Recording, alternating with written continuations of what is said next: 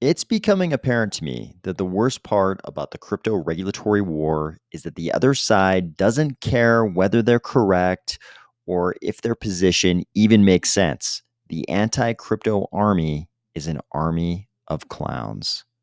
Ready? Let's go.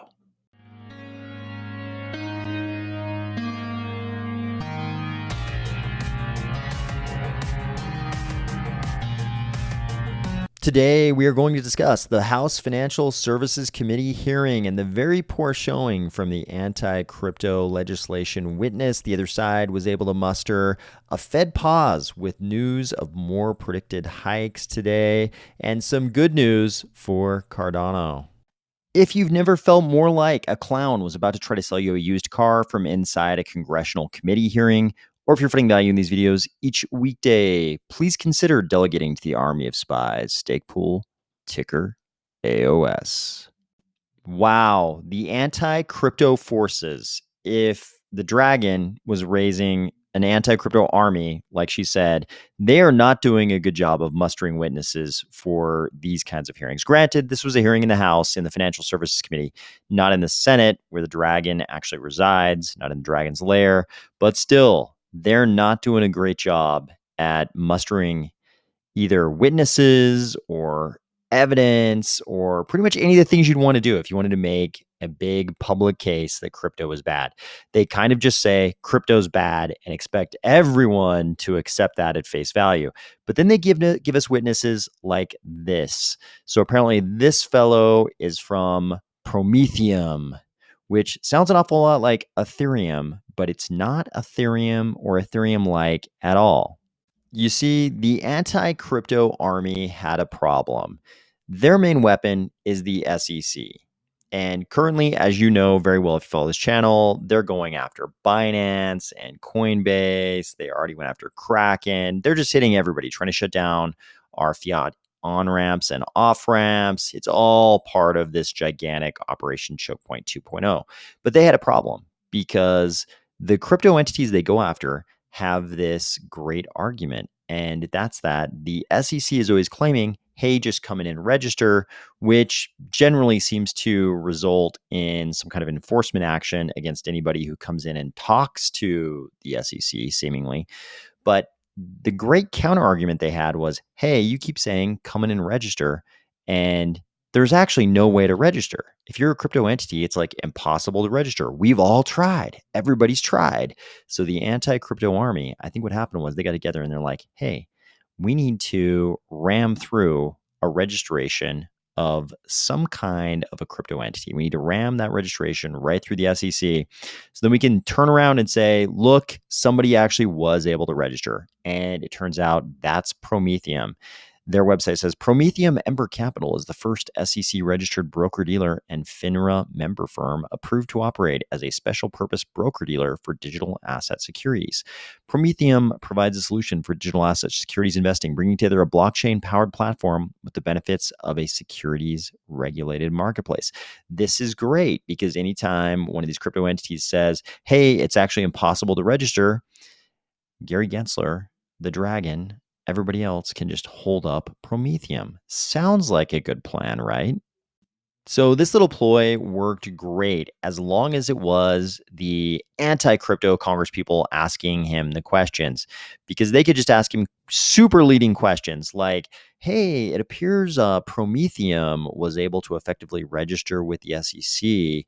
Would you say that the current regulatory framework in place under Gary Gensler at the SEC is already perfect for crypto and we absolutely don't need any additional legislation? And of course, it seemed like the questions and answers were very highly and heavily choreographed, like maybe the exact same congressional staff had written the questions and answers and sort of given the page with the questions to the anti-crypto representatives, and then the answers to Kaplan here, because they were both sort of reading off sheets of paper, and it seemed like probably the same people had written the questions and answers. And of course, he was more than happy to elaborate on how the current regulatory framework under Gary Gensler at the SEC was perfect for regulating crypto. Of course, no additional action is necessary or even wise on the part of Congress. This all worked just fine until he got to certain pro-crypto Congress people like U.S. Representative Mike Flood, who was able to point out a few different things. First of which, Prometheum, this witness's crypto trading platform, investing platform, I think they branded on their website.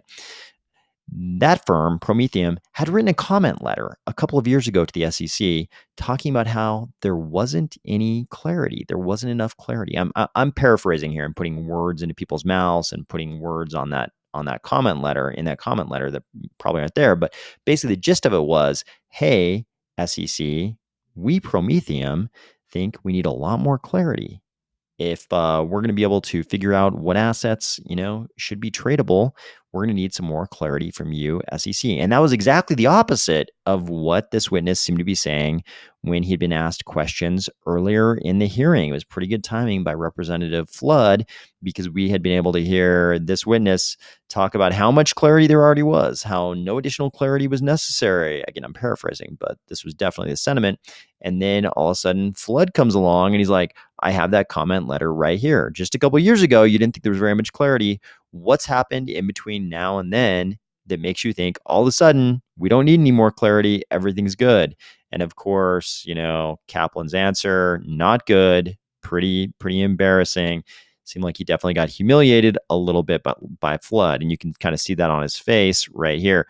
So then Flood went on to ask him a few other important questions, like, can you trade Bitcoin on your platform? Can you trade Ethereum on your platform?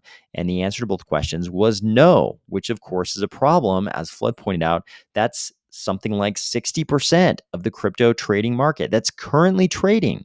So how is this system adequate when, sure, apparently a platform like Prometheum can become registered with the SEC, get the SEC's approval to do whatever it is they're doing, but you actually can't trade the two biggest cryptocurrencies that make up the bulk of the crypto trading market on their platform, because all this assets that can be traded on their platform need to be approved by the SEC, and none of the big assets have that approval.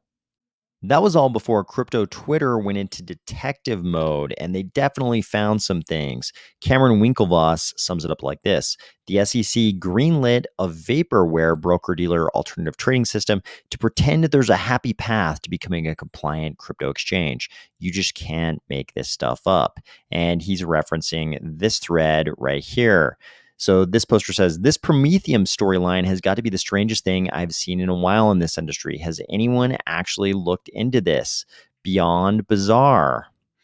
So if we come to the thread here, he says, last month, in the midst of the SEC bringing cases on Coinbase and Gemini and giving the stiff arm to Robinhood and others, Prometheum gets approval for a first of its kind special purpose broker-dealer for digital asset securities. Then Prometheum's CEO somehow gets a seat in front of Congress yesterday and starts reading off pre-written notes, clearly coordinating narratives with Democratic members of Congress or the SEC. As this poster points out, this ATS absolutely will not work unless the projects first register the tokens with the SEC. There are currently no tokens registered with the SEC because the current regime is not viable for public blockchain networks. And that, of course, is what Representative Flood was pointing out when he said that you can't trade either Bitcoin or Ethereum or basically anything else on the platform. Here, this poster is saying that Representative Mike Flood hit it on the head. The Prometheum guys want us to believe that all L1s, all layer ones, are securities and will need to come and trade on Prometheum. Not happening, but enter the Prometheum chain. What is that you say? These guys have their own chain. Yes, and a token. How is the SEC going to react to that? Prometheum actually has their own chain and token. Well, that's just a PowerPoint slide. They surely won't do a token. Wrong. They already pre-sold some to Wanqing and others. and they have a link to some document in Edgar at the SEC's Edgar system showing that. Who is Wan Xiang? Someone might want to look into this one. CCP affiliate. And of course, that came up in the hearing today. Some of the pro crypto representatives had a lot of very difficult questions for Kaplan about any possible CCP connections between Prometheum and any connections between Prometheum and the CCP. According to PitchBook, Prometheum has raised $48 million. Like all private companies, they're required to file a Form D when they raise. Oddly, even in their early rounds, they used an investment bank to raise capital. Very rare for venture-backed startups at the early stage.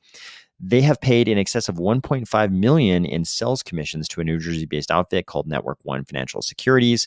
Network One Financial Securities has quite the regulatory track record. And it looks like he's showing something from FINRA Broker Check showing 18 different regulatory events, 1 civil event, and 4 arbitrations. Just like Prometheum, Network One Financial is a China-affiliated firm. And here it looks like there's some kind of disclosure. Certain principles of the company are also principles of Network One Financial China Inc., a consulting firm for companies seeking business in China or Chinese companies seeking to enter into the U.S. network. Network One Financial China Inc. maintains its offices within the corporate offices of the company in Red Bank, New Jersey. So Network One Financial China has its offices in the company's offices in New Jersey. So who is running Prometheum? Apparently these guys, Martin Kaplan, Aaron Kaplan, and Benjamin Kaplan, who look a lot like these guys, Martin Kaplan, Aaron Kaplan, and Benjamin Kaplan. So the Kaplans are being held up as security law experts. 2 of them went to a now unaccredited law school. Other companies like Coinbase and Gemini have pursued the broker-dealer and alternative trading system paths.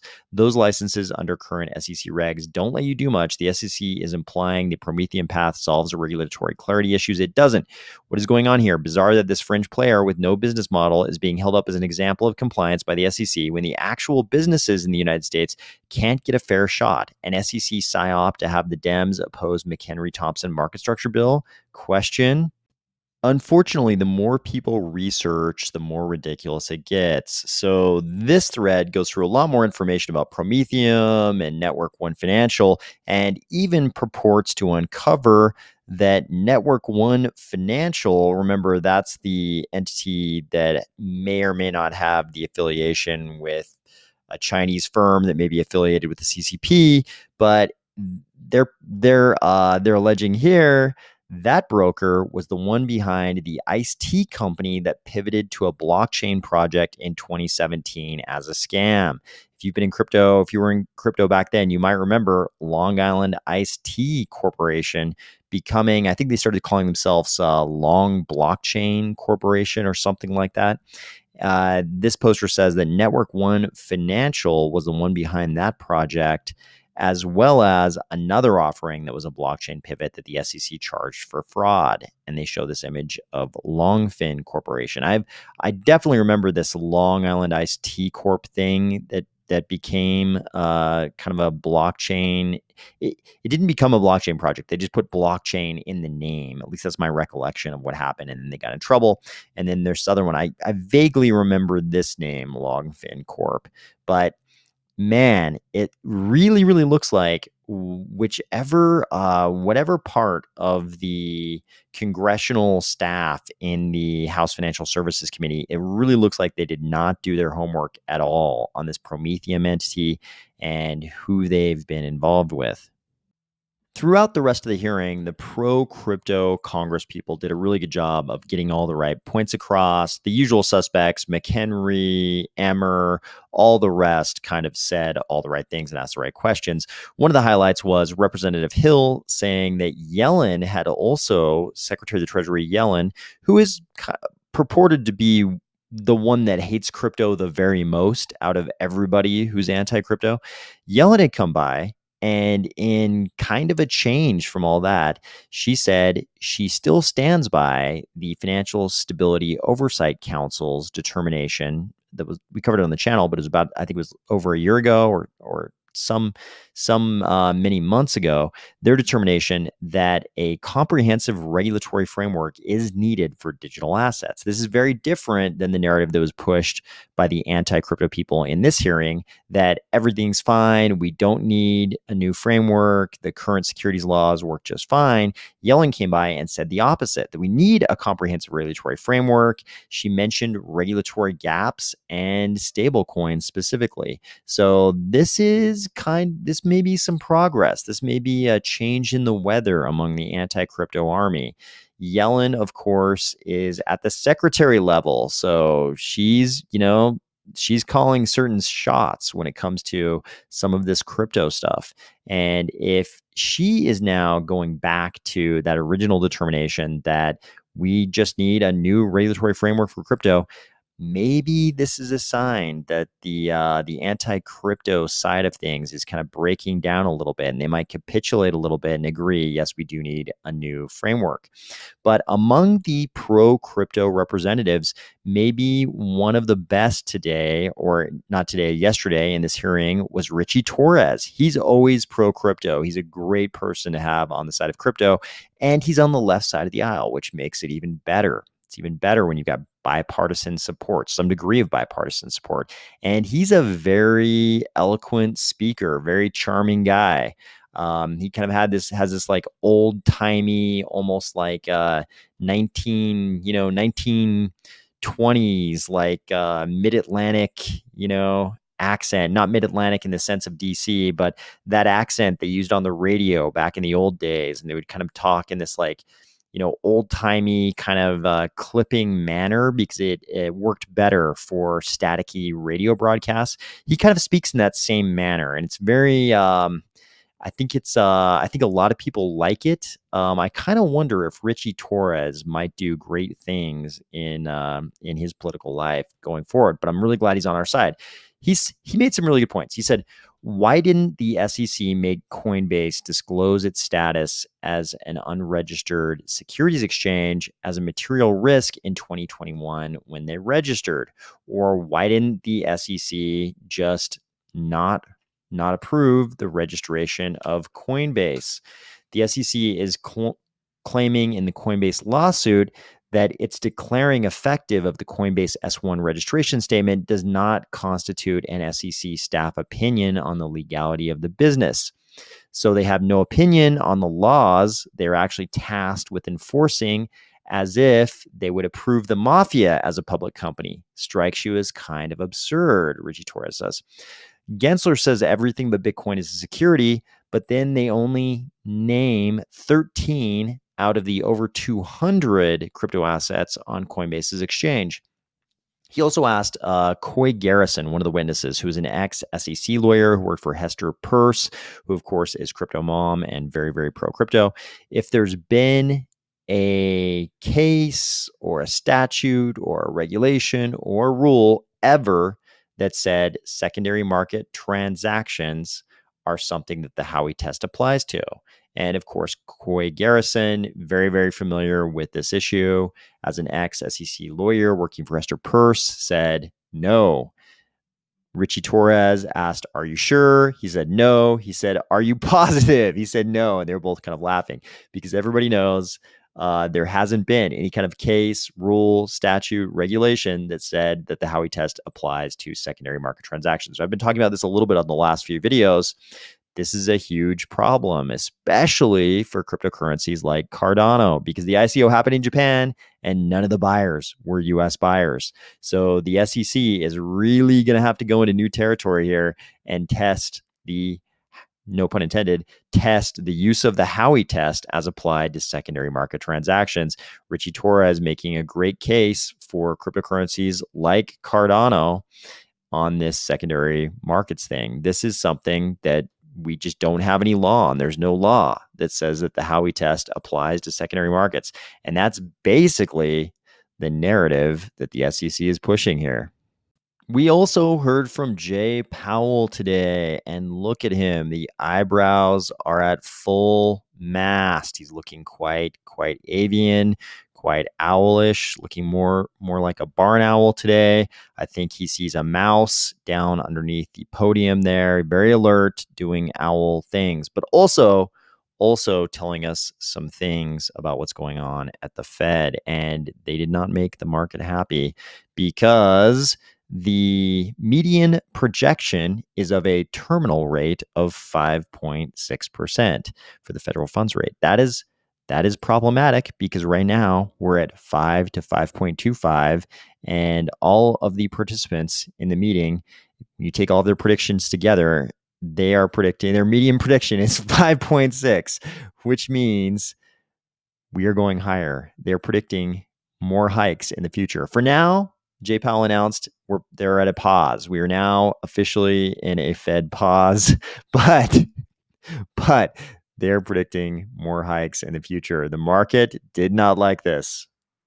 Finally, some good news for Cardano. You know, I hate TVL. I hate TVL as a metric. This is total value locked. I think it's like the worst metric. I hate talking about it, but I will report on this. So Suraj tells us Cardano's TVL in the native currency terms is reaching an all-time high. Remarkably, this is happening at a time when the sentiment in the crypto market is at its lowest in its history, and TVL of all other L1s is falling. Cardano has achieved this feat 100% organically without any VC liquidity gimmicks. This is true, and this is kind of wild that this is happening. Again, I hate TVL, but Suraj is right. This is kind of interesting. So you can see from this graph, Cardano looking real good. Ethereum, not so much. Solana, really not looking good. And of course, when he says this is measured in the native currency terms, that's because, we're talking about in terms of total value locked, in terms of ADA, because the exchange rate between, say, fiat currencies, say USD and ADA, is so different now than it's been in the past. That would kind of skew results in terms of ADA. But if you look at it purely in ADA, in the native currency, it looks like we've got a very nice little peak happening here in terms of TVL, which is great news. I have to admit it. It is nice to see. As much as I hate this metric, it is super nice to see. I hope you're having a great week, and I'll talk to you tomorrow.